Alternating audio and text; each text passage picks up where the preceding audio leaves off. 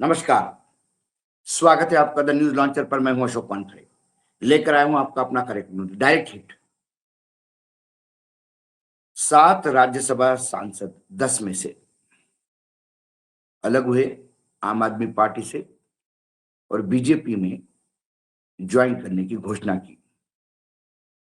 जब ये बात उठी तब राघव चड्ढा ने बाकायदा पत्रकार वार्ता में इस बात का उल्लेख किया कि 10 में से 7 2/3 लोग हम आम आदमी पार्टी छोड़ रहे हैं, जो दल बदल कानून के तहत जायज माना जाएगा, क्योंकि हम 2/3 है, 10 में से 7 है। हड़कंप मच गया, आरोप प्रत्यारोप लगे। लेकिन अब 7 सांसदों की क्या सदस्यता रद्द होगी?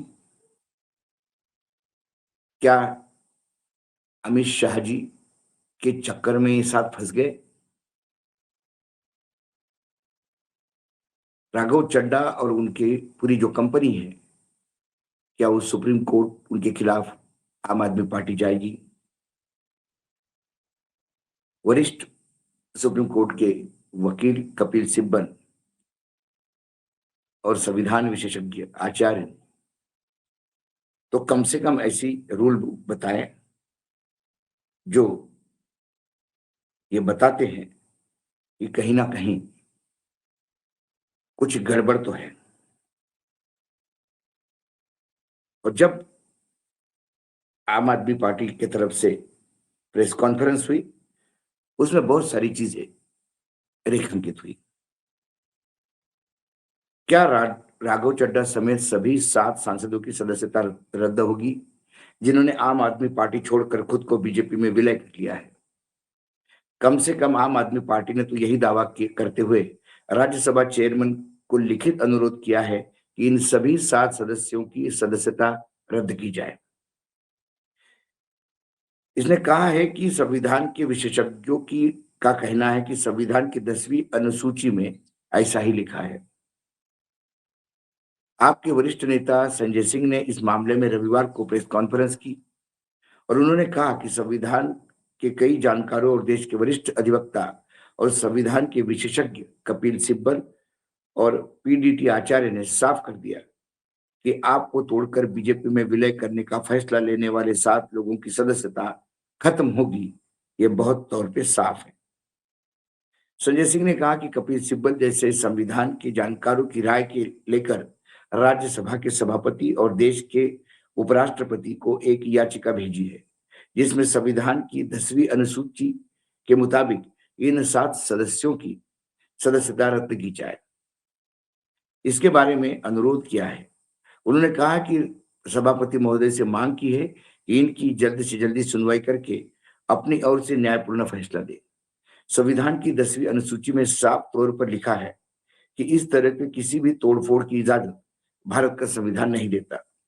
इससे पहले आम आदमी पार्टी ने अपने 7 राज्यसभा सांसदों के बागी होने और बीजेपी में शामिल होने के खिलाफ बड़ा कदम उठाने का संकेत दिया था। पहले रिपोर्ट आई थी कि राज्यसभा के सभापति और राष्ट्रपति द्रौपदी मुर्मू से अलग अलग अपील करने वाली है। प्रेस कॉन्फ्रेंस में संजय सिंह ने कहा कि उन्होंने सभापति से अपील कर दी है और पंजाब के मुख्यमंत्री भगवंत मान ने राष्ट्रपति द्रौपदी मुर्मू जी से मुलाकात के लिए समय मांगा है। आपके पूर्व राज्यसभा उपनेता राघव चड्ढा ने शुक्रवार को प्रेस कॉन्फ्रेंस में ऐलान करके पार्टी के 10 में से 7 सांसदों ने पार्टी छोड़ने का ऐलान किया और बीजेपी में शामिल हो रहे ऐसा वक्तव्य दिया। उन्होंने दावा किया कि यह संख्या 2/3 से ज्यादा है, इसलिए वे एंटी डिफेक्शन कानून यानी दल बदल विरोधी कानून से बच सकते हैं। बाकी सांसदों में राघव चड्ढा के अलावा अशोक मित्तल, संदीप पाटिल, राजेंद्र गुप्ता, विक्रमजीत साहनी, भजन सिंह भज्जी और स्वाति मालीवाल है। इनमें से राघव चड्ढा, अशोक मित्तल और संदीप पाठक शुक्रवार को ही बीजेपी में शामिल हो गए थे। स्वाति मालीवाल ने शनिवार को बीजेपी ज्वाइन करने की पुष्टि की है। इन 7 सांसदों की बगावत पर आपके वरिष्ठ नेता और राज्यसभा सांसद संजय सिंह ने पहले ही कहा था कि यह गैर कानूनी गलत, असंवैधानिक और संसदीय नियमों के खिलाफ है। हम इनकी पूरी सदस्यता समाप्त करने की मांग करते हैं। संजय सिंह ने कहा कि पंजाब के मुख्यमंत्री भगवंत मान राष्ट्रपति द्रौपदी मुर्मू से मिलने का समय मांग रहे हैं और वे पंजाब से चुने गए 6 बागी सांसदों को वापस बुलाने की मांग करेंगे। हालांकि संविधान में ऐसा कोई प्रावधान नहीं है जिसको हम राइट टू रिकॉल कहते हैं। वरिष्ठ वकील और संविधान के विशेषज्ञ कपिल सिब्बल ने कहा कि पार्टी खुद पहले मर्जर का फैसला नहीं ले सकती, तब तक कोई खुद को मर्जर नहीं कर सकता। पार्टी स्तर पर रिजोल्यूशन पास करना जरूरी है। लोकसभा के पूर्व महासचिव पीडीटी आचार्य ने कहा कि ये 7 सांसद अयोग्यता से नहीं बच सकते। हालांकि सांसदों को वापस बुलाने का यानी हटाने के लिए पंजाब एडवोकेट जनरल अशोक अग्रवाल ने साफ किया कि राइट टू रिकॉल यानी वोटर द्वारा सांसदों को बीच में हटाने का अधिकार संविधान में कहीं नहीं दिया है। आप नेताओं ने बीजेपी पर ऑपरेशन लोटस चलाने का आरोप लगाया। संजय सिंह ने कहा कि अशोक मित्तल पर ईडी के छापे के बाद चीजें साफ हो गई थी। उन्होंने कहा कि बीजेपी उन्हीं चोर कर रही है, अब वे साफ हो गए। यानी जिसको बीजेपी ने पहले भ्रष्टाचारी कहा, अब वो साफ हो गए। बीजेपी की वॉशिंग मशीन काम कर रही है। दिल्ली के आप अध्यक्ष सौरभ भारद्वाज ने कहा कि केंद्र की एजेंसियां का इस्तेमाल विपक्षी नेताओं पर दबाव डालने के लिए हो रहा है। उन्होंने कार्यकर्ताओं से हौसला बनाए रखने की अपील की है। भगवंत मान ने बीजेपी पर आप तोड़ने का आरोप लगाया, कहा कि पंजाब के लोग इन 7 नेताओं को माफ नहीं करेंगे। दिल्ली बीजेपी के अध्यक्ष वीरेंद्र सचदेवा ने आपके आरोपों को खारिज करते हुए कहा कि आप नेतृत्व निराशा में भड़क रहा है। उन्होंने कहा कि ये 7 सांसद पढ़े लिखे और सम्मानित लोग हैं जो आप में काफी समय से दम घुटने की वजह चले गए थे। उन्होंने कहा कि वे अपनी अंतरात्मा की आवाज सुनकर गए हैं।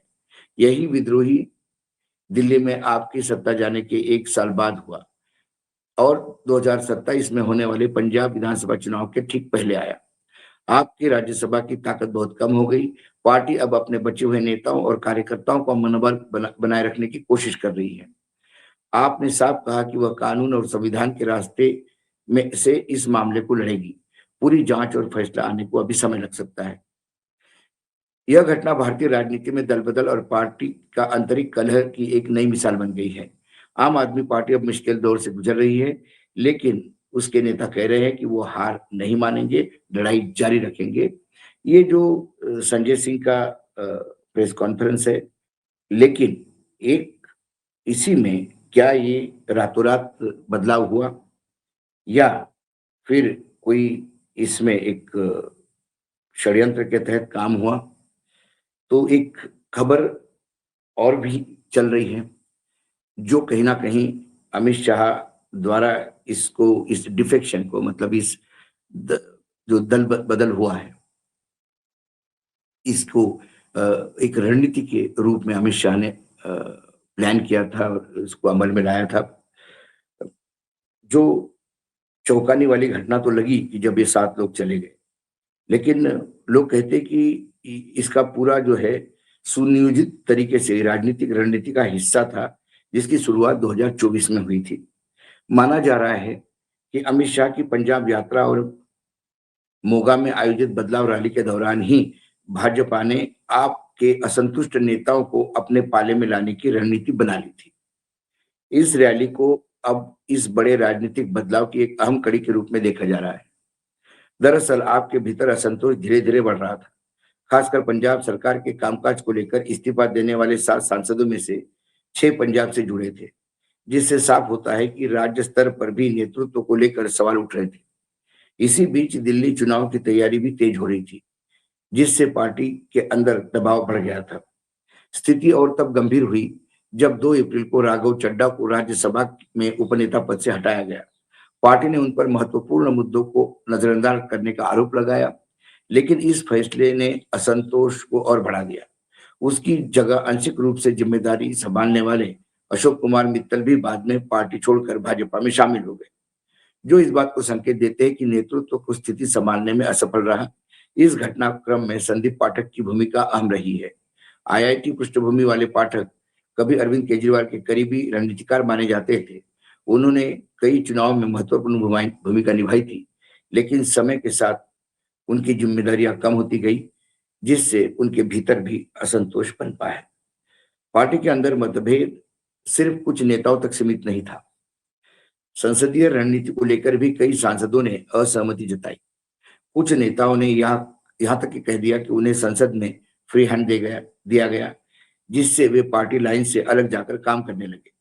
हरभजन सिंह ने भी माना कि कई बार उन्होंने अपनी समझ के अनुसार मुद्दे उठाने पड़े। इस पूरे घटनाक्रम ने स्पष्ट कर दिया है कि आपके भीतर आंतरिक असंतोष लंबे समय से पनप रहा था, जिसे समय रहते संबोधित नहीं किया गया। जब कई बड़े चेहरे पार्टी छोड़ चुके हैं, तो सवाल उठ रहा है कि क्या पार्टी इस संकट से उबर पाएगी या उसके लिए एक बड़ा राजनीतिक कोई बड़ी चीज जरूरी है। अमित शाह एक गृह मंत्री भी है, लेकिन वो राजनीतिज्ञ भी है और बीजेपी के संगठन और सत्ता दोनों को संभालने वाले सबसे बड़े नेता है वर्तमान में। यदि वो प्रयास करे आम आदमी पार्टी तोड़ने का, तो इसमें मुझे नहीं लगता कि ये 2014 के बाद तो इस तरह का तोड़ फोड़ तो लगातार चल रही है। यदि आम आदमी पार्टी ये सब सामने होते हुए भी देख रही थी या इसको पहचान नहीं पाई, तो कहीं कहीं ना कहीं उनकी ही गलती है। आम आदमी पार्टी ने स्टैंड तो ले लिया, उपराष्ट्रपति को तो पत्र लिख लिया। हो सकता है राष्ट्रपति जी मान साहब को समय भी दे दे, लेकिन राइट टू रिकॉल तो संविधान में है ही नहीं, तो ये एक सिर्फ फॉर्मेलिटी होगी। लेकिन क्या जो सभापति है राज्यसभा के, उपराष्ट्रपति, वो कोई निर्णय लेंगे? क्योंकि उनके निर्णय लेने के बाद ही ये सुप्रीम कोर्ट जा सकते हैं। और यदि ये निर्णय 2027 के पंजाब चुनाव के विधानसभा चुनाव तक टाल दिया जाता है, क्योंकि ऐसा वर्तमान में कई विधान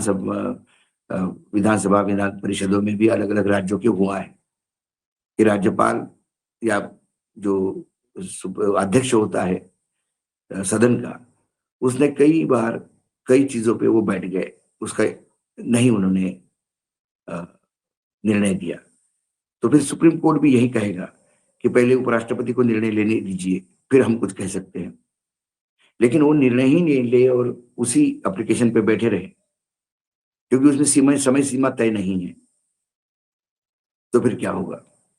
कई जटिल चीजें हैं और संविधान को और अधिकारों को नए रूप से फिर से परिभाषित करने का प्रयास 2014 से हो रहा है। अब इस राज्यसभा की आम आदमी पार्टी की जो टूट हुई है, ये क्या नए और समीकरण गढ़ते, सबकी नजर इसकी तरफ है। लेकिन हाँ, जो 7 सांसद बहुत चौड़े होकर कह रहे थे कि हम तो संवैधानिक रूप से 2/3 से ज्यादा होने की वजह से बिना किसी दल बदल कानून का इम्पैक्ट लिए बीजेपी में जा रहे हैं। हाँ, उसमें कुछ एरिया तो है, ग्रे एरिया, जहां वो अभी वर्तमान में संकट में पड़ते हुए दिखाई देते हैं, यानी उनकी सदस्यता रद्द होगी। और यदि सदस्यता रद्द होगी तो उनको वापस चुन के आने का कोई सवाल ही नहीं उठता।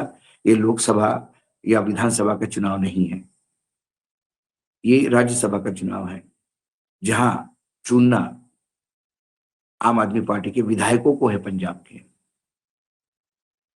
वर्तमान में वहां बीजेपी के मात्र 2 विधायक हैं और उन 2 विधायकों के भरोसे भी बीजेपी के पास 7 राज्यसभा में सांसद है। वो हंसी वाली बात है। आज डायरेक्ट हिट में इतना ही। कल फिर आता हूं किसी विषय के साथ। तब तक के लिए नमस्कार। देखते रहिएगा न्यूज लॉन्चर।